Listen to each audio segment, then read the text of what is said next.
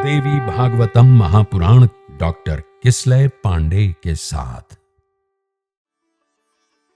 इस भाग में मैं एक और वृत्तांत बताता हूं राजन, उसे सुनो।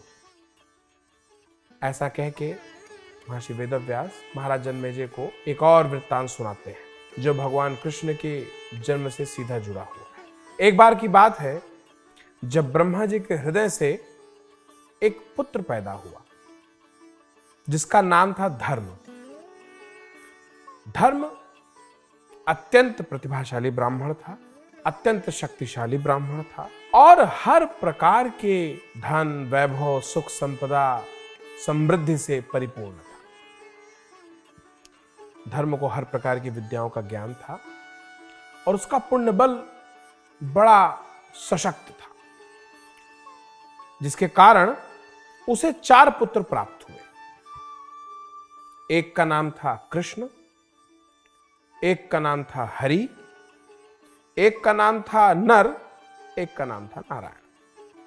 4 में से 2 पुत्र कृष्ण और हरि योगाभ्यास में लग गए, जबकि नर और नारायण ये दोनों पुत्र बद्रिकाश्रम जाकर तपस्या में लीन हो गए। इन दोनों भाई नर और नारायण ने बद्रिकाश्रम में बड़ी कठिन तपस्या की और लगभग 1000 वर्षों तक ये तपस्या अनवरत चलती रही। इस तपस्या से जो ऊर्जा उत्पन्न हुई उससे देवराज इंद्र भी विचलित हो गए। उन्होंने विचार किया कि हो ना हो ये दोनों भाई मेरा पद चाहते हैं, मुझे स्वर्ग से हटाना चाहते हैं, वरना इतनी कठिन तपस्या की क्या आवश्यकता है। इनके पिता धर्म तो पहले से ही बड़े शक्तिशाली हैं और हर प्रकार की विद्याएं, हर प्रकार की शक्तियां इन्हें प्राप्त है। अब ऐसी कौन सी शक्ति बची जिसके कारण इन्हें इतना कठिन तप करना पड़ रहा है। तो इंद्र को लगा चल के एक बार बात कर लेते हैं, एक बार इनकी मंशा जान लेते हैं। तो इस मंशा के साथ इंद्र बद्रिकाश्रम पहुंचते हैं और उन दोनों भाई नर और नारायण से चर्चा करते हैं कि भाई बताओ क्या चाहिए आपको। उन्हें मन में डर था कहीं ऐसा ना हो कि ये इंद्रलोक के लिए निकल पड़े, तो बड़ी मुश्किल से तो भी हमें निष्कंटक साम्राज्य मिला है, चले एक नया प्रतिद्वंदी तैयार हो जाए। तो इस मंशा के साथ इंद्र उनको काफी समझाते हैं, बुझाते हैं, तरह तरह की बात करते हैं, पर नारायण और नर दो के दोनों इतने तल्लीन थे कि उन्होंने इंद्र की बात पे ध्यान ही नहीं दिया। इंद्र चिल्लाते रहे, वो सुनते ही नहीं थे, वो तप में थे। अब इंद्र को ये डर लगे कहीं इनकी तपस्या भंग करने के चक्कर में कहीं ऐसा ना हो कि ये गुस्से में आके श्राप दे दे, कुपित होके जो है वो भी चला जाए। अभी तो खैर ये लग रहा है कि कहीं ऐसा कर ना दे, पर अगर मैंने इनकी तपस्या भंग की तो यही मुझे भस्म कर देंगे। ये इनकी कठिन तपस्या से तो खैर पूरा पूरा चराचर जगत जान रहा है कि इनकी तपस्या कितनी शक्तिशाली है। इंद्र ने अपना भरसक प्रयास कर लिया, फिर वापस वो इंद्रलोक लौट आए और उन्होंने एक सभा बुलाई। उस सभा में कामदेव समेत जितनी भी सुंदर अप्सराएं थीं सबको उन्होंने बुलाया और कहा कि देखो तुम्हारा एक काम है, मुझे संशय हो रहा है कि नर और नारायण बद्रिकाश्रम में जो कठिन तप कर रहे हैं, हो ना हो वो स्वर्गलोक की प्राप्ति के लिए कर रहे हैं। अगर कोई देवता प्रसन्न हो कि उनको ये आशीर्वाद दे दिए तो ये पूरा राजपाट चला जाएगा।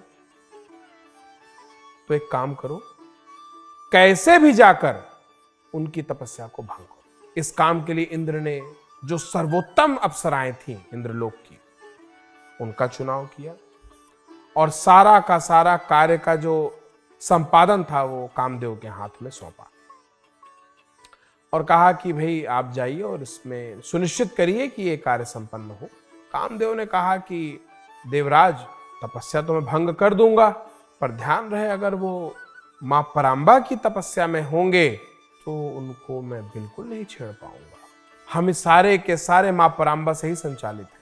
अगर परांबा के अलावा वो किसी का जप कर रहे होंगे, किसी और का ध्यान कर रहे होंगे, तो मैं उनकी तपस्या भंग कर दूंगा।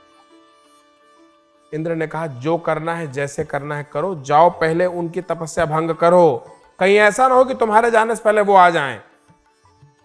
इस मंशा के साथ कामदेव समस्त सुंदरियों के साथ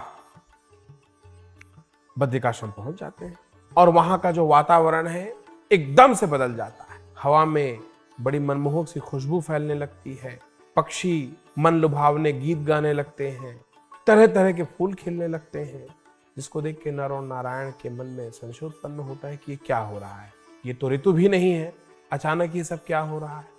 और देखते ही देखते नर और नारायण क्या पाते हैं कि सामने साक्षात कामदेव समस्त अप्सराओं के साथ खड़े हुए हैं।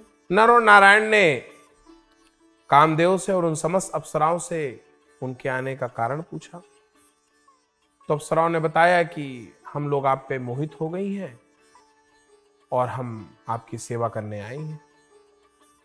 इस पे नारायण ने कहा कि हम लोग यहाँ पे व्रत और ब्रह्मचर्य का पालन कर रहे हैं और हम लोग सिर्फ और सिर्फ तपस्या करने की ही मंशा से यहाँ पे हैं और हमारा कोई भी ऐसा मंतव्य नहीं है कि हम लोग आपकी सेवा ग्रहण करें या आप लोगों का संसर्ग ग्रहण करें।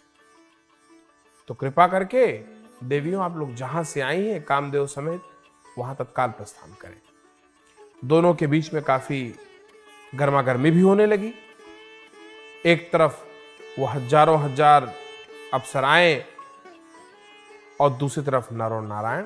नारायण को लगा कि इन सुंदरियों को अपनी सुंदरता का काफी अहंकार है, जिसके बाद नारायण ने कहा कि अच्छा रुको बताता हूं।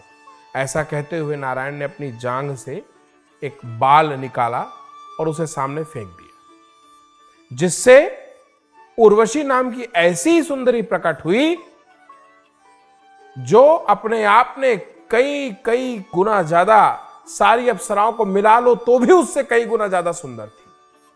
उसकी सुंदरता ऐसी कि कामदेव का भी पूरा का पूरा मानसिक स्तर हिल जाए। स्वयं इंद्रराज इंद्रलोक से उस अप्सरा को देख के मोहित हो गए। उन अप्सराओं की तो खैर गिनती ही क्या। जब अप्सराओं ने देख लिया कि ये तो हमसे ज्यादा सुंदर अप्सराएं तो इनके एक जांघ के एक बाल से निकल आ रही, तो हमारी तो बिसात ही क्या। तो अप्सराएं वहीं बैठ गई।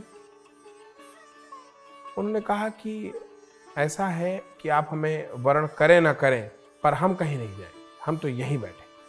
हम समझ गए, पर आप हमारी सेवा तो ग्रहण कर सकते हैं। इधर नारायण को क्रोध आ रहा था, उधर वो सुंदरियां मोहित हुई जा रही। उन्होंने आगे कहा कि अभी तक तो हम लोग इंद्र के कहने पे आए थे, पर आपकी महिमा देख के हम तो स्वयं भाव से मोहित हो गए। पर नारायण को कुछ अच्छा लग नहीं रहा था। उन्हें क्रोध पे क्रोध आया जा रहा था कि जितना समय यहां पे हमारा नष्ट हो रहा है उतनी देर में तो हम और तपस्या कर लेते। जब वो काफी आग बबूला हो उठे तो नर जो नारायण का मंतव्य समझ रहे थे, उनकी मनः स्थिति समझ रहे थे, उन्होंने कहा कि हे नारायण, क्रोध शांत करिए। हम आप दोनों ने पूर्व काल में इसी क्रोध के कारण अपना सारा तप नष्ट कर लिया था। आपको याद है ना कैसे प्रहलाद के साथ हम लोगों ने कितना लंबा युद्ध किया और अंततः सारा तप, सारी तपश्चर्या, सारा नष्ट हो गया हमारा। इसी कारण हम लोग दोबारा यहां पे बैठे हुए हैं।